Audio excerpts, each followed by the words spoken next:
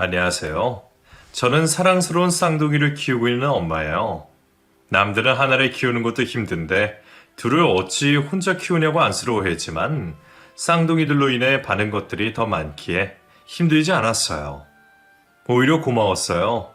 아이들이 없었더라면 아마 저는 너무나 외롭고 힘들어서 세상 밖으로 쉽게 나오지 못했을 거예요. 상처로 얼른씩 제가 다시 일어날 수 있게 신이 저에게 내려준 선물 같았어요. 남편이 죽도록 원망스럽지만 이 선물을 저에게 준 것은 지금 생각하면 고마운 일이네요. 저와 남편은 양가 어머니들을 아시는 분의 소개로 만난 사이였어요. 선자리는 다들 아시다시피 서로 상대방 집안에 대해서 어느 정도 알고 결혼을 전제로 만나는 사이인지라 만난 지 얼마 되지 않아 결혼을 하는 사람들이 많았어요. 저 역시 남편과 만난 지 반년도 되지 않아 결혼식을 올렸어요. 저는 그래도 이 남자에 대해서 조금 더 천천히 알아보고 결혼을 해도 늦지 않다고 생각했지만 양가 부모님은 빨리 결혼을 하길 바라셨어요. 특히나 남편의 부모님이 더 적극적이셨어요.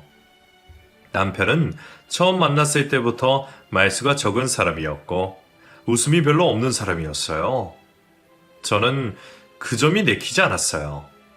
같이 있으면 시간 가는 줄 모르고 재미있는 사람을 만나고 싶었는데 남편은 그러질 못했어요. 항상 만나면 먼저 이야기를 시작하는 것도 저였고 남편은 그저 제가 묻는 말에만 대답을 하는 정도였어요. 약속을 정할 때도 음식을 먹을 때에도 항상 제가 먼저 물어보면 저의 의견을 되묻고 제가 원하는 대로 했어요. 어찌 보면 저에게 맞춰서 모든 것을 해준 것처럼 보이지만 결국엔 남편은 아무것도 정하지 않고 제가 모든 것을 결정하고 있었어요. 제가 남편의 이런 점 때문에 결혼이 꺼려진다고 말했을 때 부모님은 오히려 남자가 너무 말이 많으면 더 좋지 않다고 말씀하시며 결혼은 서로 맞춰가며 사는 거지 이리저리 다 재고 따지면 결혼 못한다며 크게 못한 것이 없으면 결혼을 하라고 하셨어요. 남편 역시 제가 좋다면 결혼을 빨리 해도 상관이 없다고 말을 했고 저만 오케이 하면 모든 것이 끝나는 분위기 속에서 시간을 계속해서 끌 수도 없었어요. 그래서 저도 선을 본 지 몇 개월이 지나지 않아 결혼을 하게 되었어요. 시부모님은 결혼 전부터 저를 아껴주고 위해주시더니 결혼을 하고 나서도 여전히 똑같은 마음으로 저를 대해주셨어요. 맛있는 것이 있으면 나눠주시고 쇼핑을 하다가 저에게 잘 어울릴 것 같아서 하나 샀다며 선물로 주시곤 했어요. 그래서 저는 시부모님에게 늘 사랑을 받으며 살고 있다고 느꼈어요. 하지만 남편은 왠지 모르게 거리감이 있었어요. 가까운 듯 먼 느낌. 한 이불을 덮고 자는 사람에게 그런 느낌을 받으니 저는 남편이 저를 사랑하지 않는 건가 의심이 들기 시작했고 외롭고 힘이 들었어요. 싸운 것도 아닌데 괜히 남편의 기분을 살피고 눈치를 보고 있는 저의 모습에 우울해져만 갔어요. 남편은 신혼 초부터 늘 일이 많다는 핑계로 늦게 들어왔고 피곤하다며 씻고 자기 바빴어요. 저희 부부가 대화를 나누는 시간을 모아보면 하루에 한두 시간 정도밖에 되지 않는 것 같았어요. 누구보다 사랑을 하고 행복한 모습을 하고 있어야 할 신혼인데 딸의 얼굴에 그늘이 져 있으니 어머니도 걱정이 되셨는지 수시로 저에게 안부를 물어봤고 자주 집으로 오셨어요. 그날도 남편이 출근을 하고 아침 먹은 것을 정리하고 거실에 앉아 멍하니 하늘을 바라보고 있는데 초인종이 울렸어요. 어머니였어요. 어머니, 연락도 없이 웬일이세요? 이거 먼저 받아라. 너 좋아하는 반찬 좀 해왔어. 이게 다 반찬이에요? 그래, 마른 반찬 몇 가지 담았더니 이렇게 많을지 누가 알았겠니? 아, 그리고 이건 물김치야. 너 물김치도 좋아하잖아. 어제 담근 거니까 하루 정도 밖에 뒀다가 냉장고에 넣어서 먹으면 될 거야. 이렇게 무거운 거 들고 또 버스 타고 오셨죠? 택시 타라시라니까. 여기까지 거리가 얼마 된다고 택시를 탔니? 돈 아깝게. 전화를 하시죠. 제가 가지러 가면 되는데. 겸사겸사. 너 어떻게 하고 살고 있나 궁금하기도 하고. 늘 똑같죠 뭐. 우선 이거부터 냉장고에 넣어두자. 어머니는 반찬 핑계로 일부러 오신 듯 하셨어요. 어머니가 가져오신 반찬을 냉장고에 정리를 하고 나서 커피를 내려서 한 잔씩 하며 이야기를 나눴어요. 어머니는 안 본 사이에 왜 이렇게 얼굴이 까칠해졌냐며 안쓰러운 눈빛으로 쳐다보셨어요. 저는 가만히 이야기를 하다가 어머니의 눈빛을 보는 순간 눈물이 왈칵 쏟아졌어요.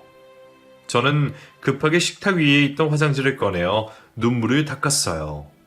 저의 모습에 어머니는 깜짝 놀랐고 저의 손을 붙잡았어요. 무슨 일이 있었어? 아니에요. 그런데 갑자기 왜 울어? 그냥요. 저도 모르게. 강서방이 잘 못해줘? 나 사실 너무 힘들어요. 왜? 무슨 일 있었어? 결혼을 했는데 혼자 살고 있는 느낌이에요. 결혼하고 나서 한 번도 일찍 들어온 적이 없어요. 말로는 일 때문에 늦는다고 말은 하는데 아닌 것 같아요. 그럼 일부러 늦게 들어온다는 소리야? 그냥 제 느낌이 그래요. 퇴근해서 집에 오면 자기 바쁘고 저랑 대화할 시간이 별로 없어요. 벽 보고 있는 것 같아. 강서방이랑 진지하게 이야기는 해봤어? 아니요. 자존심 상해요. 계속 이렇게 있으면 너만 더 우울해져. 진지하게 네 마음에 대해서 한번 이야기해봐. 계속해서 이렇게 있지 말고, 어? 알았어요. 어머니는 집에 가시기 전까지도 저를 걱정하셨어요. 행복하게 잘 사는 모습을 보여드리고 싶었는데 안 좋은 모습을 보여드린 것 같아 저도 마음이 아파왔어요. 저는 어머니가 가시고 난 후 침대에 누웠어요. 몸이 축 처져 아무것도 할 수가 없었어요. 눈만 멀뚱멀뚱 하얀 천장만 쳐다보았어요. 그럴수록 제 몸은 계속해서 지하 땅굴로 들어가는 느낌이 들었어요.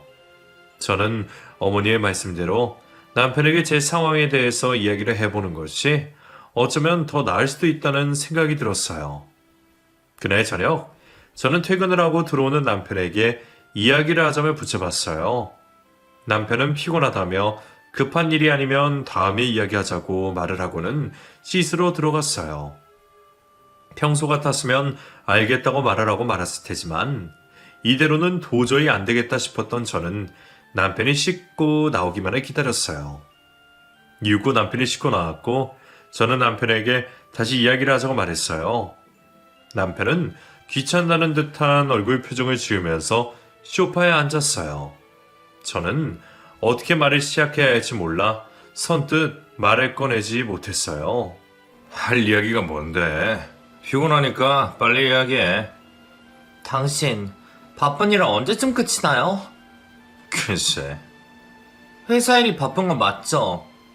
그럼 내가 거짓말이라도 한단 소리야? 아니, 그건 아니지만 어떻게 하루도 빠짐없이 그렇게 늦을 수가 있어요. 지금 이 이야기 하자고 피곤한 사람 붙잡은 거야? 나한텐 중요해요. 나는 분명 결혼을 했는데 나 혼자 살고 있는 사람 같아요. 그럼 어떻게 해줄까? 회사 때려치우고 집에 있어주면 돼? 내 말뜻 이해 못하겠어요? 늦게 들어와서는 피곤하다고 일찍 자버리고 우리 대화할 시간도 없잖아요. 왜 사람을 외롭게 만들어요? 괴로운 건 당신 스스로 만든 거지. 내가 그런 게 아니잖아. 아무것도 안 하고 집에만 있으니 그렇지. 나만 바라보지 말고 당신도 당신 인생 살아. 아니, 이렇게 살 거면 혼자 살지. 왜 결혼을 했어요? 결혼은 당신도 원해서 한 거 아니었어? 내가 원했던 결혼은 이런 게 아니에요. 서로 사랑하며 아껴주면 사는 거지.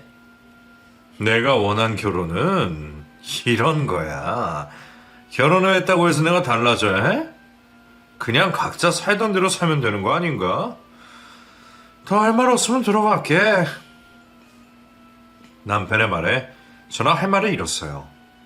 자신이 원했던 결혼은 이런 모습이라니. 도대체 이게 무슨 말인지 남편을 도통 이해할 수가 없었어요. 남편과 이야기를 하고 나서 오히려 저는 더 가슴이 답답해졌어요. 총각 때랑 똑같이 행동하고 자기 마음대로 살 것 같으면 결혼하지 말 것이지. 결혼을 하고 나서 원래 살던 대로 살아라니 정말 남편의 말을 이해할 수가 없었어요. 다음날 아침 일어나 보니 남편은 출근을 하고 집에 없었어요. 정말 잠만 자러 오는 하숙생이 따로 없었어요.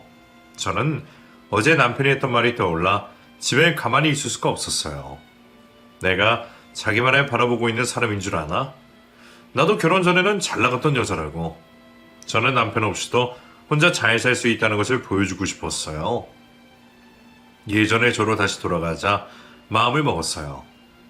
친구들에게 연락을 해 약속을 잡고 예쁘게 화장하고 옷을 꺼내 입고 친구들을 만나러 나갔어요. 오랜만에 만난 친구들 덕분에 저는 간만에 크게 웃을 수가 있었어요. 우울했던 감정들은 사라졌어요. 친구들과 쇼핑도 하고 맛있는 저녁을 먹었어요. 그리고 항상 식사를 하고 나면 자연스럽게 가는 카페도 들렀어요. 그랬더니 벌써 밖은 어둑어둑해졌어요. 친구들은 집에 들어가 봐야 되지 않느냐고 물었고 저는 오랜만에 친구들을 만나니 자기 걱정을 하지 말고 신나게 놀다 오라고 남편이 그랬다며 거짓말을 했어요. 저도 모르게 튀어나온 거짓말에 저도 어이가 없어서 웃음이 나왔어요. 카페에서 나온 친구들과 저는 헤어졌고 저는 집으로 돌아가기 위해 버스 정류장에서 버스를 기다리고 있었어요. 밤하늘을 올려다보는데 신혼생활에 묻는 친구들, 남편에 대해서 묻는 친구들에게 거짓말로 행복하다고 말한 제 자신이 너무 불쌍해졌어요. 그때 전화벨이 울렸어요. 아까 헤어진 친구들 중 한 명이었어요. 그 친구는 저에게 버스를 타냐고 물었고 집에 일찍 들어가지 않아도 되면 자기가 술 한잔을 하자며 기다리라고 말했어요. 저는 친구를 기다리며 눈물을 훔쳤어요. 얼마 후 친구가 버스 정류장으로 뛰어왔고 저희는 근처에 있는 호프집으로 들어갔어요. 퇴근을 하는 시간이라 그런지 손님들이 바글바글 발디딜 틈이 없었어요. 저희는 밖에 있는 빈 테이블에 자리를 잡고 맥주와 안주를 주문했어요. 살얼음이 낀 맥주잔을 들고 마시는데 속이 뻥 뚫리는 것 같았어요. 친구는 마시던 맥주잔을 테이블에 내려놓고는 저를 지그시 쳐다봤어요. 왜? 무슨 일 있는 거 아니지? 무슨 일 있는 것처럼 보여? 얼굴은 웃고 있는데 눈이 슬퍼 보여서. 티나? 그래. 너밖에 없네. 내 마음 알아주는 사람. 왜? 정우 씨랑 안 좋아? 아무 문제 없어. 시부모님이 구박해? 아니, 남편보다 더 잘 챙겨주셔. 그럼 무슨 일인데? 아무 문제가 없다는 거? 그게 무슨 말이야? 차라리 일이 있어서 싸우기라도 했으면 좋겠다. 뭐? 너 사람이 옆에 있어도 없는 느낌. 그 느낌 알아? 그거 정말 사람 외롭고 비참하게 만든다? 아까 애들 앞에서 나 거짓말한 거야. 행복한 척, 사랑받고 있는 척. 나 지금 너무 불행하거든. 분명 결혼을 해서 2명이 살고 있는 집인데 빈집에 나 혼자 살고 있는 느낌이야. 너 지금 많이 힘들구나. 친구에게 모든 것을 털어온 저는 알터니가 빠진 것처럼 속이 시원했어요. 그동안 누군가에게 속 시원하게 털어놓고 싶었지만 그럴 수가 없었거든요. 친구는 자신도 그런 적이 있었다며 저를 위로해 주었고 이런저런 이야기를 하며 술을 마시다 보니 어느새 자정이 되었어요. 친구 남편이 저희를 데리러 와주었고 저는 집까지 편안하게 갈 수 있었어요. 집에 도착한 저는 현관문을 열고 들어갔어요. 남편은 아직 오지 않았는지 집안은 어두컴컴했어요. 저는 불도 켜지 않은 채 곧바로 침대로 향했고 저는 엎드려 엉엉 울었어요. 그리고 저도 모르게 잠이 들고 말았어요. 다음날 아침, 저는 토할 것 같은 느낌에 자리에서 일어났고 화장실로 달려갔어요. 그리고 구토를 하고 나왔어요. 누군가가 망치로 제 머리를 치는 것처럼 깨질 듯이 너무 아팠어요. 속도 울렁울렁거리고 몸을 제대로 움직일 수 없을 만큼 힘이 들었어요. 아픈 머리를 쥐어잡고는 거실로 나왔더니 남편이 혼자 아침을 먹고 있었어요. 저는 냉장고 문을 열어 생수를 하나 꺼내 벌컥벌컥 마셨어요. 그런 저를 보고 남편은 밥을 먹다 말고 말을 걸었어요. 당신 어제 술 마셨어? 네, 친구랑요. 적당히 좀 마시지. 오랜만에 만나서 많이 마시는지도 몰랐어요. 집에 술 냄새가 진동하니까 환기 좀 시켜. 지금 당신은 내 걱정을 하는 게 아니라 술 냄새 때문에 그런 거예요? 당신이 스쳐 지나가는 곳마다 술 냄새 때문에 정신이 어질어질해. 당신은 어제 내가 몇 시에 들어온 줄은 알아요? 1시 전엔 들어왔겠지. 당신은 내가 누굴 만나는지 언제 들어온지 관심이 없어요? 각자 자기 인생 사는 거지. 그런 걸 일일이 다 알아야 해? 내가 말해야지. 저는 먹던 생수를 싱크대에 내려놓고는 다시 방으로 들어와 침대에 누웠어요. 뭐 저런 사람이 다 있나 싶을 정도로 어이가 없었어요. 웬일로 저에게 관심을 가져준다 싶었더니 역시 사람은 바뀌는 것이 아니었어요. 저는 남편이 출근을 하든 말든 이불을 뒤집어 쓰고는 하루 종일 잠을 잤어요. 머리가 아파서 중간중간 깨는 바람에 깊이 잠을 자진 못했지만 그래도 저녁이 다 되었을 때쯤엔 머리가 괜찮아지는 듯 했어요. 아팠던 머리가 괜찮아지자 저는 배가 고파졌고 무엇을 먹을까 냉장고 문을 열었다가 뭔가를 해먹기가 귀찮아져 다시 문을 닫았어요. 그리고 해장국을 하나 시켜 먹었어요.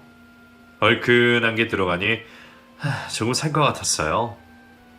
한 그릇을 뚝딱 비운 저는 남편의 무관심 속에 계속해서 저 혼자서만 상처를 받는 것을 그만두기로 했어요. 저도 제 인생을 살면서 남편에게 관심을 가지지 않겠다고 다짐을 했어요. 먼저 취미생활을 가져보라는 친구의 조언대로 무엇을 배워볼까 찬찬히 찾아보았어요. 예전부터 도자기 만드는 것이 궁금했던 저는 도예를 배워보기로 하고 공방에 전화를 걸었어요. 강사님은 한번 체험을 해보는 것도 나쁘지 않다며 이야기하셨고 저는 서둘러 준비를 하고 공방으로 갔어요.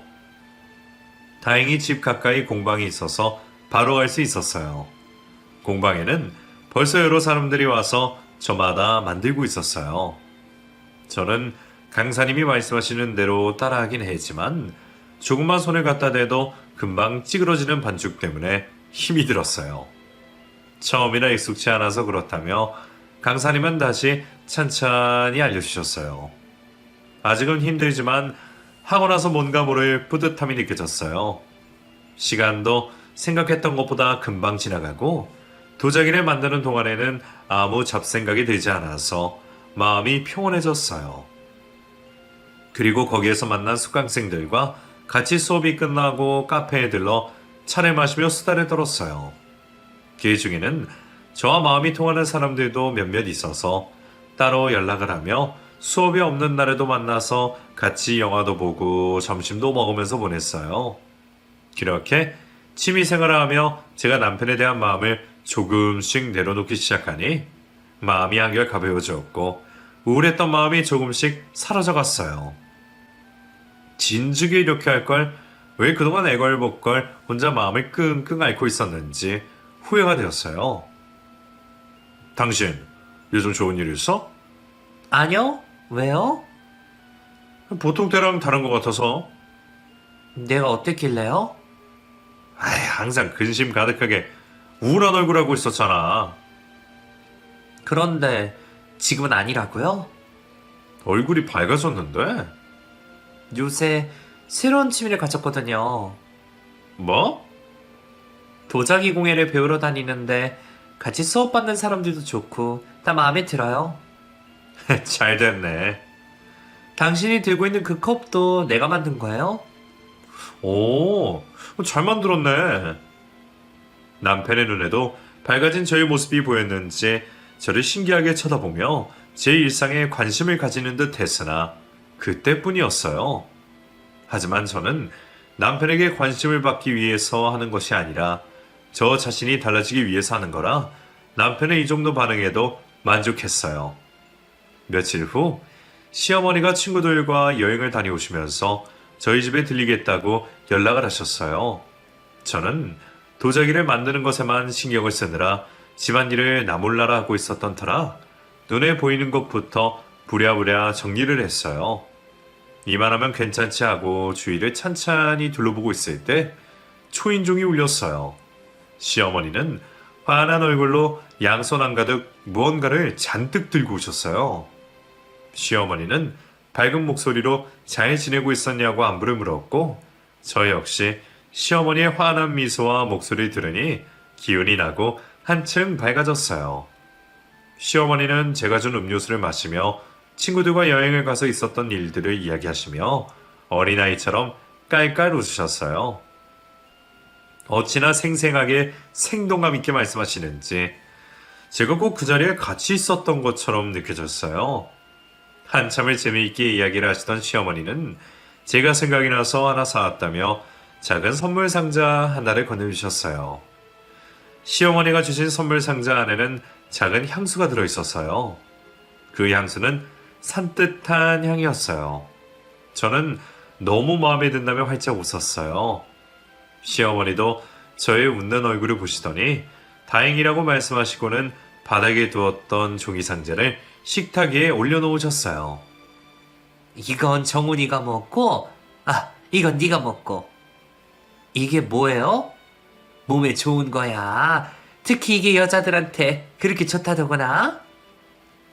무엇으로 만든 건데요? 뭐라더라? 이것저것 뭐 몸에 좋다는 건 다 들어갔대. 여하튼 몸에 좋은 거라니까 하루도 빠짐없이 꼬박꼬박 챙겨 먹어. 정훈이도 잘 챙겨주고 그래야 예쁜 손주도 빨리 낳을 건 아니니? 네? 부끄러워하긴. 결혼을 했으면 아이를 낳는 건 당연한 건데 저희 아이는 천천히 가지기로 했어요. 왜? 연애 기간이 짧으니 좀 더 즐기자고 그래서요. 정훈이가 그러자고 그랬어? 네, 저도 같은 생각이었고요. 너희들이 그렇다면 어쩔 수 없다만 그래도 아이는 빨리 가지는 게 좋은데 그래야 부부 사이도 더 돈독해지고 말이야. 그래요? 그럼 이혼하고 싶은 사람들도 애 때문에 못하는 사람들도 많아. 내 핏줄이 있다는 건 그런 거야? 너도 다시 생각해봐. 네, 그럴게요. 시어머니가 다녀가신 후로 저는 많은 생각에 잠겼어요. 저희는 신혼을 즐기기 위해서 아이를 늦게 갖기로 했지만 지금 저희의 상황에서는 신혼을 즐기고 있는 것도 아니었기에 아이를 늦게 갖는다는 건 별 의미가 없어 보였어요.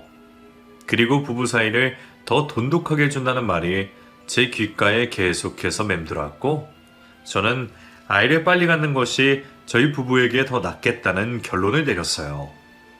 그날 저녁 저는 퇴근을 한 남편에게 낮에 시어머니가 다녀가신 이야기를 하며 약을 챙겨주셨어요. 남편은 몸에 좋다는 약이라는 이야기를 듣고는 한 번에 들이켰어요. 그리고 저도 약 하나를 꺼내어 마셨어요. 그리고는 남편에게 이 약을 먹고 예쁜 아이를 빨리 가지라고 말씀하셨다고 말했어요. 남편은 정색을 하며 아이는 천천히 가지기로 한 거 아니냐며 말했어요. 저는 지금 우리 상황이 신혼을 즐기고 있는 것도 아닌데 미루지 말고 아이를 먼저 가지자고 말했어요. 하지만 남편은 지금은 아니라며 딱 잘라 말하고는 방으로 들어갔어요. 아니면 아니지 사람 무한하게 꼭 저렇게 정색을 하면서 말을 해야 하는 것인지 사람 자존심 상하게 하는 데에는 도 같은 사람인 것 같았어요. 그날 이후로 남편은 회사 일을 집에까지 가지고 와서 일을 하기 시작했고 일을 하다가 서재에서 잠을 자는 날이 많아졌어요. 계속해서 저를 일부러 피하는 것 같은 남편 때문에 저는 너무 큰 상처를 받았고 화가 난 저는 시부모님이 주신 약을 남김없이 싱크대에 다 쏟아부었어요. 그 약을 쳐다보고 있으면 화가 나서 미칠 것 같았어요. 시어머니는 그런 제 속도 모른 채 전화를 해서는 약은 잘 챙겨 먹고 있냐고 물으셨고 저는 잘 챙겨 먹고 있다고 거짓말을 할 수밖에 없었어요. 그러던 어느 날 저는 몸이 으슬으슬 몸살이 난 것 같아서 약을 먹고 일찍 잠자리에 누웠어요. 한참을 자고 있는데 갑자기 누군가가 뒤에서 저를 껴안는 바람에 잠에서 깬 저는 깜짝 놀라 일어나 옆을 보았어요. 옆에는 술에 취한 남편이 옷도 벗지 않은 채 엎드려 자고 있었어요. 저는 하는 수 없이 남편의 외투와 양말을 벗기고 밑에 깔려있는 이불을 잡아당겼어요. 어찌나 무겁던지 양손으로 있는 힘껏 여러 번 잡아당겨서 겨우 이불을 빼낼 수 있었어요. 저는 불을 끄고 다시 잠자리에 들었어요. 제 옆에 누워있는 남편의 얼굴을 바라보고 있으니 잠자고 있는 모습은 또 다른 모습이구나 싶었어요. 한참을 그렇게 쳐다보고 있는데 갑자기 남편이 눈을 떴어요. 깜짝 놀란 저는 이불을 덮고 돌아 누웠어요. 그러자 남편이 저를 끌어당겼고 저에게 키스를 했어요. 다음날 아침 눈을 떠보니 남편은 벌써 출근을 하고 없었어요. 저는 어젯밤 일이 떠올라 오히려 남편이 없는 게 더 낫다고 생각했어요. 그날 저녁 퇴근을 한 남편은 저와 눈도 마주치지 않고서는 바로 서재로 들어갔어요. 저는 남도 아니고 부부 사이에 있었던 일로 왜 저러는지 오히려 저렇게 나오는 것이 더 기분이 나빴어요. 저는 남편이 들어간 서재에 따라 들어갔어요. 얘기 좀 해요. 난 할 말이 없는데? 난 있어요. 무슨 얘긴데? 언제까지 여기서 이렇게 따로 지낼 거예요? 일이 많아서 어쩔 수가 없다는 거 당신도 알잖아. 아니요. 당신 일부러 피하는 거 다 알아요. 어젯밤 일은 내가 사과할게. 뭐라고요? 어제는 내가 제정신이 아니었어. 지금 그걸 말이라고 하는 거예요? 당신 정말 잔인한 사람이네요. 저는 서재문을 쾅 닫고는 방으로 들어왔어요. 남편의 말 한마디가 제 가슴 한중앙에 비수같이 꽂아졌어요. 남편은 또 이렇게 저의 가슴을 갈기갈기 찢어놓았고 저희의 관계는 더욱 틀어지게 되었어요. 그 이후로 저도 남편에 대한 온갖 정이 다 떨어졌고 더 이상 얼굴을 보고 싶지도 않았어요. 그리고 한 달 뒤 공방에서 화분을 만들고 있는데 몸에 땀이 송글송글 맺히고 몸이 후들후들 거렸어요. 저를 보던 강사님은 몸이 많이 안 좋아 보인다며 병원부터 가보라고 그랬어요. 저는 병원에 갈 정도는 아닌 것 같아 집으로 들어왔고 침대에 몸을 뉘었어요. 한참을 자고 있는데 누군가가 제 이마에 손을 집었어요. 눈을 떠보니 어머니였어요. 어머니는 병원에 다녀왔냐고 물었고 아프면 바로 연락을 할 것이지 혼자 청승맞게 이러고 있냐고 잔소리를 하셨어요. 어머니는 제가 먹을 수 있게 죽을 끓여놨으니 입맛이 없더라도 챙겨 먹으라고 말하시고는 집으로 가셨어요. 저는 겨우 몸을 일으켜 어머니가 놓고 가신 죽을 한 숟갈 떠먹고는 도저히 넘기기가 힘들어 숟가락을 내려놓았어요. 한숨 자고 일어나면 괜찮아질 줄 알았던 몸이 나아질 기미가 보이지 않자 도저히 안 되겠다 싶어 병원에 찾아갔어요. 몸살이 났다고 생각한 저는 임신을 했다는 이야기를 듣고 깜짝 놀랐어요. 산부인과에 가서 진료를 다시 받고 나서야 저는 제가 임신을 했다는 사실을 실감할 수가 있었어요. 임신일 줄은 꿈에도 생각 못했는데 이렇게 갑자기 아이가 찾아오다니 저는 너무 기쁘기도 했지만 남편과의 관계 때문에 어떻게 이 사실을 알려야 하나 걱정이 되기도 했어요. 그날 저녁 퇴근을 하고 들어서는 남편에게 저는 조심스레 임신을 했다고 이야기를 했고, 남편은 멍하니 가만히 서 있더니 갑자기 저를 무섭게 노려보며 화를 냈어요. 누구시야, 이 환영년아. 네? 내 아이는 없는데 어떤 놈이냐고. 그게 무슨 소리예요? 나는 아이를 가질 수 없는 몸이라고. 네? 내가 아이를 가질 수 없는 몸인데 어떻게 당신이 내 아이를 가질 수 있냐는 말이야. 지금 무슨 소리라는 거예요? 이 아이는 당신 아이예요. 헛소리 그만해. 누구보다 기뻐할 줄 알았던 남편은 저에게 오히려 바람을 피웠다고 몰아붙이며 화를 내기 시작했고, 저는 너무 당황스럽고 황당하고 어이가 없어서 말이 다 나오질 않았어요. 남편은 한 달 전 자신은 정관 수술을 했다고 말을 하며 절대 자신의 아이가 아니라고 말을 했어요. 저는 그 말을 듣는 순간 바닥에 주저앉고 말았어요. 어떻게 저와 상의도 없이 수술을 할 수 있냐고 따져 물었지만 남편은 오히려 제가 임신한 것에 대해서만 이야기를 하며 저를 남의 아이를 가진 여자로 몰아붙였어요. 저는 너무 억울해서 미칠 것 같았어요. 남편은 양가 어른들에게 제가 다른 남자와 바람이나 아이를 가졌다며 이혼을 하겠다고 말했고, 저는 아니라고 말을 했지만 시부모님 역시 저를 믿어주지 않았어요.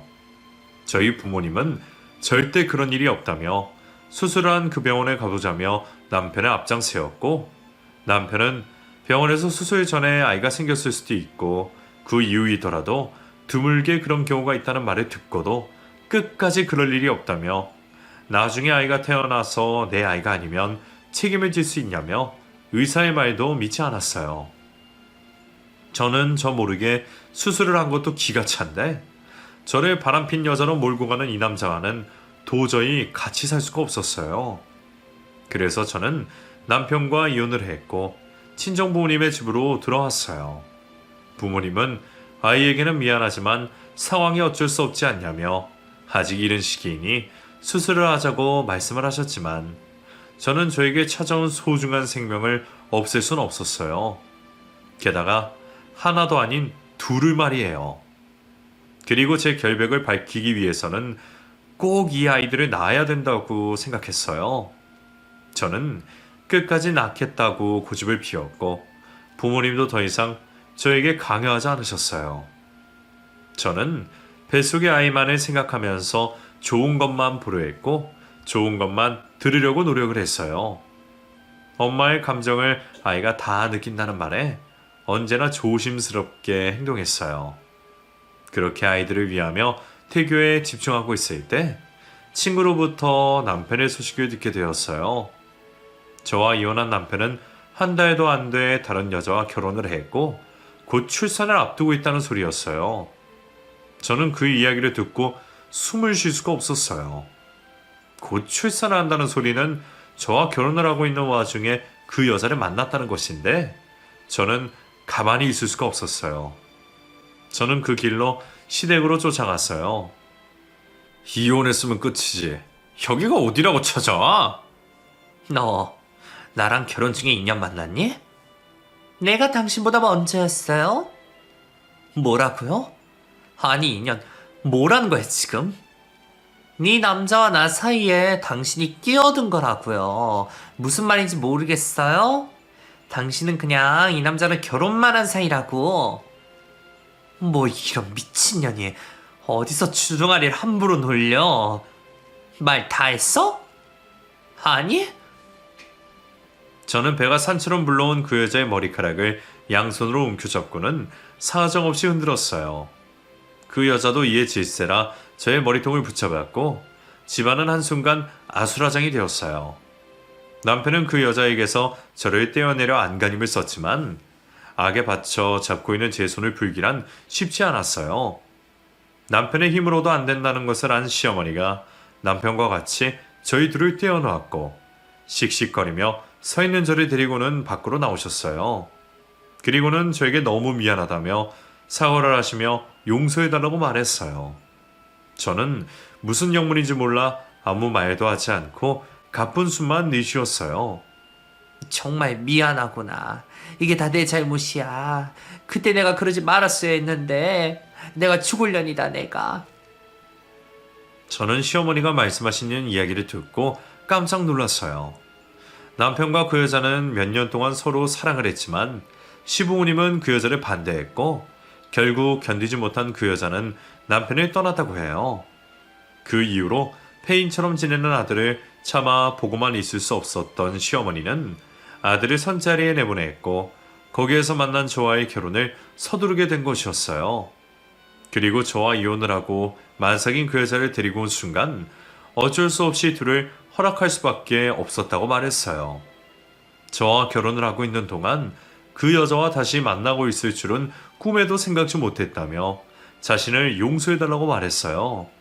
저는 시어머니의 말을 듣고는 어떠한 말도 할 수가 없었어요. 그저 저 두 사람의 사랑놀이에 제가 놀아났다는 생각밖에 들지 않았어요. 왜 제가 결혼을 하고 나서도 그토록 마음이 공허하고 외로웠는지 알 수 있었어요. 정말 저는 아무 감정이 없는 빈 껍데기하고만 살았던 것이었어요. 저는 그동안 제가 겪었던 수많은 것들이 떠올라 감정을 주체할 수가 없었어요. 숨을 쉬기가 힘든 만큼 고통스러웠어요. 깜짝 놀란 시어머니는 저를 데리고 병원으로 갔고 저는 안정을 취해야 한다는 말을 듣고는 뱃속에 있는 아이들에게 미안했어요. 제 소식을 듣고 달려오신 어머니는 시어머니를 보자마자 언성을 높이며 싸우셨고 자초지종을 다 듣고는 화가 나신 아버지는 그 길로 그 집으로 쫓아가 남편을 죽을 만큼 패주고는 다시 병원으로 돌아왔어요. 그리고는 저런 인간들은 신경 쓸 가치가 없는 사람들이라며 앞으로는 뱃속에 있는 아이들만 신경을 쓰라고 위로해 주셨어요. 저는 울지 않으려 애를 썼지만 수도꼭지 틀어놓은 것 마냥 하염없이 눈물이 나왔어요. 어머니는 그런 제 옆에서 손수건으로 눈물을 닦아주었어요. 며칠 동안 입원을 하며 안정을 취한 저는 퇴원을 하고 집으로 다시 돌아왔어요. 남편에 대한 원망도 시부모님에 대한 원망도 모든 것을 잊고 저는 오직 아이들만 생각하며 하루하루를 버텼어요. 쌍둥이라 그런지 배도 어느새 훌쩍 튀어나왔고 매일 배를 쓰다듬으며 책도 읽어주고 노래도 불러주었어요. 매일매일 행복한 마음으로 지내고 있던 어느 날 저는 안타까운 소식을 듣게 되었어요. 너에게 이 이야기를 전하는 게 맞는 건지 모르겠구나. 뭔데요? 강서방 말이야. 강서방은 무슨 이혼한 지가 언젠데요. 그래, 여하튼 그 여자 뱃속 아기가 잘못해서 유산되었다구나. 언제요? 그게 됐나봐. 그리고 그 여자도 아이를 잃고 슬픔에 잠겨있다가 잘못된 선택을 했다지? 네? 천벌받은 거야 그것들. 그 여자의 소식을 전해 들은 저는 한동안 멍하니 앉아 있었어요. 저와 뱃속에 있는 아이들에게 그렇게 대하더니 꿀 좋다, 천벌을 받은 것이 분명하다고 속이 다 시원하다고 말해주고 싶었지만 그럴 수가 없었어요. 같은 엄마의 입장에서 너무나 가슴이 아팠어요. 내 뱃속에서 몇 달을 품은 아이가 잘못된 걸 알았을 때 어미의 심정을 누가 헤아릴 수 있을까요? 저는 한동안 마음이 무거웠어요. 그리고 몇 달 후 저는 쌍둥이를 낳게 되었어요. 평균 아이들보다 몸무게가 적은 아이들을 보고 있으니 가슴이 아팠어요. 얼른 살이 뽀동뽀동하게 쪄서 건강하게 태어나기를 매일 기도했어요. 제가 쌍둥이를 낳았다는 소식을 들은 시어머니가 찾아오셨어요. 병원까지 찾아오신 시어머니를 그냥 보낼 수 없었던 저는 시어머니를 모시고 쌍둥이를 보여드렸어요. 시어머니는 아들과 똑 닮았다며 눈시울을 붉히셨어요. 저는 시어머니와 휴게실 의자에 앉아 이야기를 나누었어요. 시어머니는 아들의 소식을 들었냐고 물었고 저는 알고 있다고 말했어요. 시어머니는 그 여자에게도 아들에게도 저에게도 자신이 너무 미안하다고 이야기했어요. 저는 그런 시어머니에게 나중에 부탁 한 가지만 들어달라고 말했어요. 시어머니는 무엇이든지 다 들어주겠다고 약속을 했어요.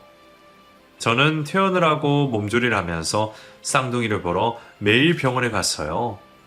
하루하루가 다르게 몸무게가 늘고 있는 쌍둥이를 보니 너무 감사했어요. 얼마 뒤 쌍둥이들은 둘 다 건강하게 퇴원을 할 수 있었고 부모님과 저는 쌍둥이들을 돌보느라 정신없는 하루를 보내며 지내고 있었어요. 그리고 제 앞으로 우편물이 날아왔어요. 그것은 쌍둥이들과 남편의 친자 확인 결과서였어요. 저는 제가 쌍둥이들을 낳고 병원에 있을 때 시어머니에게 부탁한 남편의 칫솔을 건네받았고 그것으로 친자 검사를 신청했어요. 저는 결과를 뻔히 알면서도 다시 한번 봉투를 열어서 확인해 봤어요. 당연히 성립한다고 되어 있었죠. 저는 그 서류를 다시 봉투에 넣고는 시댁에 찾아갔어요. 시어머니는 몇 달 새에 더 쇠약해지셨고 남편은 여전히 폐인처럼 지내고 있었어요. 저는 남편에게 서류를 집어 던졌어요. 이게 뭐야? 읽어보면 알 거 아냐. 이게 무슨 말이야? 내가 낳은 아이들이 네 핏줄이라는 확인서다. 뭐? 나는 바람핀 적이 없고 너는 네 자식들 평생 보지도 못한 채 그렇게 폐인처럼 살아. 아이, 잠깐만. 이럴 리가 없잖아. 이제 그것조차도 못 믿겠다고 부정할 거야? 그러던지 말던지. 나는 이제 당신이 믿던 말던 상관없으니까. 저 아이들은 너와는 아무 상관없는 내 아이들이니까. 저는 멍하게 종이만 쳐다보고 있는 남편을 뒤로 한 채 그 집을 나왔어요. 시어머니는 신발도 신지 못하신 채 저를 따라 나오며 저를 붙잡았어요. 잠깐만. 왜 그러세요? 쌍둥이들은 잘 크고 있지? 그건 알아서 뭐 하시게요. 내 손주들인데 내가 어떻게 나 몰라라 하겠니? 어머니 손주들 아니에요. 그게 무슨 소리냐? 분명히 친자라고 되어 있는데. 제 뱃속에 있을 때 아니라고 말씀하셨잖아요. 잊으셨어요? 아니, 그때는 수술을 했다니 그 말을 믿을 수가 없었지. 저는 제 인생을 제 아이들을 부정한 사람들과는 더 이상 말도 섞고 싶지 않아요. 이렇게 확인했다는 건 다시 잘해보려 했던 거 아니냐? 아니요, 절대 아니에요. 저는 제 결백을 확인시켜드린 것 뿐이에요. 얘야, 다시 한 번 더 생각해 보렴. 아이들도 아빠가 필요할 게야. 아니요, 저런 아빠라면 없는 것이 나아요. 내 손주들 얼굴도 못 보게 되다니. 아이고. 저는 시어머니의 손을 뿌리치고는 집으로 돌아왔어요. 집으로 돌아오는 길에 어찌나 발걸음이 가볍던지 그동안 명치까지 쌓여있던 것들이 한순간에 싹 내려가는 기분이었어요. 그 뒤로도 그 사람들은 자신들의 죄를 사죄하며 쌍둥이들 얼굴이라도 보게 해달라며 애걸복걸 매달렸지만 저는 그들을 용서할 수가 없었어요. 저는 그들을 피해서 다른 곳으로 이사를 했고 쌍둥이들을 키우고 있어요. 지금까지 아빠 없이 홀로 키웠던 것처럼 앞으로도 쌍둥이들에게 사랑만 듬뿍 주며 행복하게 살고 싶어요.